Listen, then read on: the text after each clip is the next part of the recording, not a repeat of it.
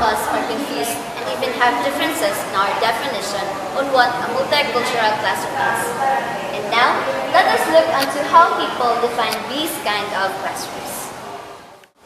For me, multicultural class is composed of students who have different cultures wherein teachers should adapt to these different cultures in order to achieve a quality time teaching and for the students to learn what they must learn that they could get from the teacher. How about you, Paula? What is multicultural class for you? Multicultural class is a class that has students that have diverse culture, or they have diverse nationalities, wherein the teacher's main duty is to adapt, just like what she said, not really to adapt but also to do something that could unify their differences despite their differences. So that's all. Hello, I'm Dr. Sarah Stanley, and today we're going to talk about multicultural education. It's a term we hear all the time, but what makes multicultural education different from regular education? Actually, multicultural education is regular education because it recognizes our cultural diversity. I see multicultural education is when you emphasize the benefits of each cultural groups or their ethnic background. More and more teachers and school administrators have seen that when education excludes information about our diverse heritage, it doesn't succeed. Children want and need to know about the important contributions that every culture has made to American society. Without this knowledge, many youngsters lack role models for success and lose motivation. But what makes multicultural education so controversial? On the one hand, some people believe that multicultural education distorts history by emphasizing minor events. Others say that multicultural education is divisive because it draws attention to the differences between groups rather than pulling groups together. On the other hand, many experts argue that traditional history is the distortion because it excludes important contributions made by a wide variety of cultural groups and by women. One of the things I like most about where I teach is that my classes are extremely multi-ethnic and multicultural. In my classes I have students from Venezuela, from Chile, from China, Japan, Mongolia, just to name a few. Overall, I think we have about 20 countries represented. And one of the challenges that comes with that is trying to meld the communities, meld the cultures so that they connect with each other and are able to create a learning environment together. And then also that the students that are from the same culture don't just form their own cliques. It's certainly easier than teachers who have to deal with just one nationality in a classroom as far as introducing new perspectives, but it is still a challenge nonetheless. And so I want to give you a couple tips of what I do to integrate my students so that they don't just divide up into their languages and ignore the other students. First of all, what I do is I do lots of pair work and group work as well. And when they're in their pairs, I'm very intentional about making sure that students from the same language background or same nationality are not in the same group together. As much as it depends on me, I try to make that happen. So, for instance, one of my classes has half of one nationality, actually, because that level has a lot of that particular nationality. And so I have to be very intentional as far as, okay, anyone from this country can only be with someone who's not from that country. And it seems to work out well. Overall, English is spoken way more than if I pair them with each other. And real cross-cultural learning happens. Another thing I do to really promote this is that I create ways for my students to connect with students outside of class as well.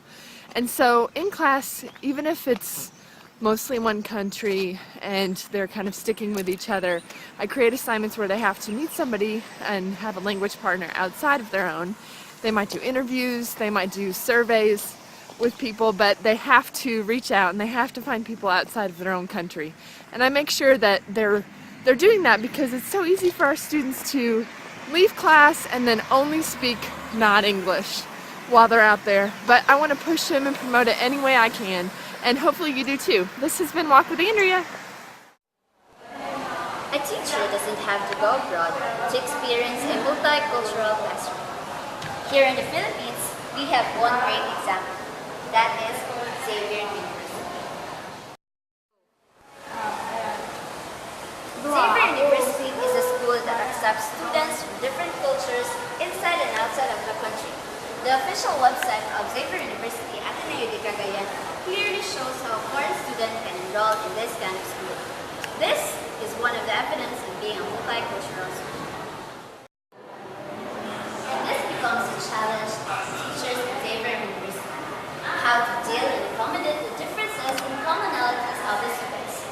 Now, we will approach one teacher in Xavier University and find out tips in dealing with these kinds of classrooms. Sa multicultural na class, like students from different countries. Well, what I do is I don't treat them differently. So, kasi if I treat them differently, it probably doesn't look good eh. Parang kung iba yung treatment, they don't feel welcome, I think. So, what I do lang is, in terms of my language, so I use a language that's accessible to both. My Koreans are student, I speak in English. That's what they're used to. I don't know how to speak Korean. My Filipino students don't understand Korean. So, kumbaga meeting ground na. Pero, on everything else, kumbaga sa demands, sa treatment, same lang with others. Yung sa language lang. Yung multi-grade naman. Ganun din. Do I lower my demands to lower yours? Hindi lang. Kasi, basta, same treatment. I don't make special arrangements or whatever. Kasi una, to be fair, okay, same treatment. Don't try to treat them different. How about sa modules or sa lessons? You have to make different modules for that. If I'm trying to explain an example, a lesson, tapos I'm using examples, I try lang to make sure that the examples apply to both. Or if there's an example na it really applies to my Filipino students, I try to find an example na a counterpart para my other students won't feel left out. So yun lang. If you're teaching using examples, little examples, kung sa demands, not me. I don't adjust my demands na, kasi bata ko siya, so less demands. Hindi ako ganun eh. Yeah. Now we're done with the tips for multicultural classroom. And I'm now Cunado. Now we will deal about suggestions from Pastor Abner about multicultural classroom for. First, learn as much about and become as sensitive to and aware of racial, ethnic, cultural, and gender groups other than your own. Second, never make assumptions about an individual based on your perception of that individual's race, ethnicity, culture, or gender. Third, avoid stereotyping. And lastly, get to know each student as a unique individual. Walk in the footsteps of all your students. And also, there are different guiding principles which were adopted from different interdisciplinary groups such as psychologists, political scientists, sociologists, and multicultural specialists. Pre-service teacher education programs should help prospective teachers understand the common characteristics of different ethnic groups. Teachers should ensure that all students have equitable opportunities to learn and to perform.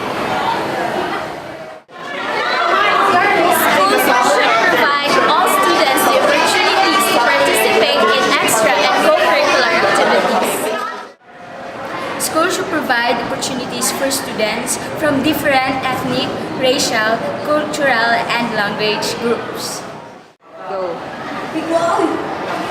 Teachers and students should learn to reduce or eliminate stereotyping that are other related biases that have negative effects on racial and ethnic relations. Other guiding principles are: first, teachers should help students to perform to a standard. Second, the school curriculum helps students acquire social skills needed to interact effectively with students from other racial, ethnic, language, or social groups. Lastly, teachers should teach and students should learn about the values shared virtually by all cultural groups like justice, equality, freedom, peace, compassion, and charity, among others.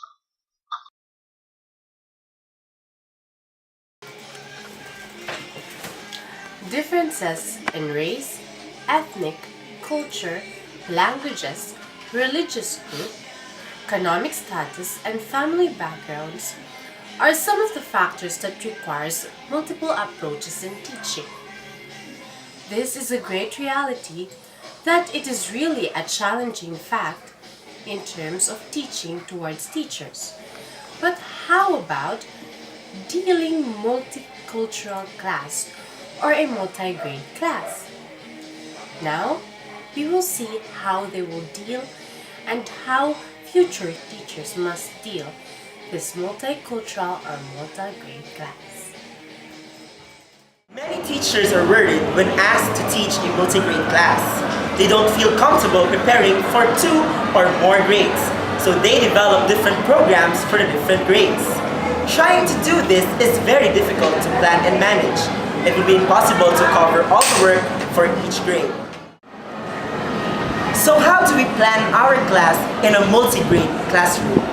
The multi-grade teacher needs a strategy to help with planning so that one program is created for the class, with different objectives and outcomes for different groups in the class. Objectives which need to be covered in the syllabus are included and common topics are identified. We don't need a separate curriculum for each grade in the multi-grade classroom, but a continuum or progression of challenges in our teaching which will meet the needs of students in our class. This time, let us see how curriculum scanning is done. A curriculum scan is complete by scanning or looking through all the curriculum documents which are relevant to the multi-grade class you are teaching and selecting the relevant sections. After selecting all the relevant sections from the different syllabus documents, you will be looking for common elements and themes from which to build your program. These steps in completing a curriculum scan. Step 1. Identify the grade levels you will be programming. Step 2. Write just the parts of the scope and sequence that you will be teaching. Step 3. Look for common topics or themes across the curriculum. Step 4. Write your main themes. Step 5. Set your themes.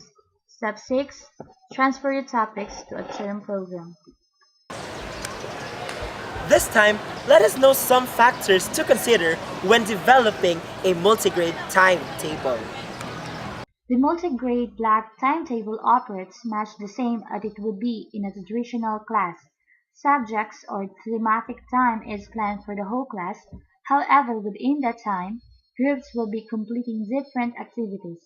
In the multi-grade classroom working with a number of grades and in black thematic teaching situations, you had to be a little flexible in your time allowance. Some grade levels require more time per subject than others, but if you average the time and take into account the subject integration with others, you will find that you are adequately covering the recommended times for each subject. Some factors to consider when developing your multi-grade timetable. First, timetable should be planned. Second, Subjects may be taught to the whole class, others may be taught in groups. Third, timetable should be displayed clearly. Fourth, balance your teaching time equally. Fifth, consider the maturity and attention span of the It is a common practice in many classrooms for the teacher to prepare lessons, teach them, and test the students for knowledge acquired. This is done in a sequential way. Assessment and evaluation in integrated programs, on the other hand, are part of the instructional process. They are ongoing and are centered both in the classroom and in the daily activities of the students. Instead of teachers trying to capture one moment in time, like a snapshot from a camera, they try to capture the students' shifting patterns of growth and development. As assessment and evaluation are ongoing, they form the basis of daily instructional decisions. Testing is only one small part of the process of assessment, that is, gathering information for purposes of evaluation.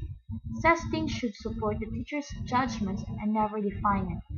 What teachers should be doing is gathering a profile of growth and identify those areas in need of attention. It is very important to remember that these ideas and practices are relevant in all classrooms, not just with multi-grade groups.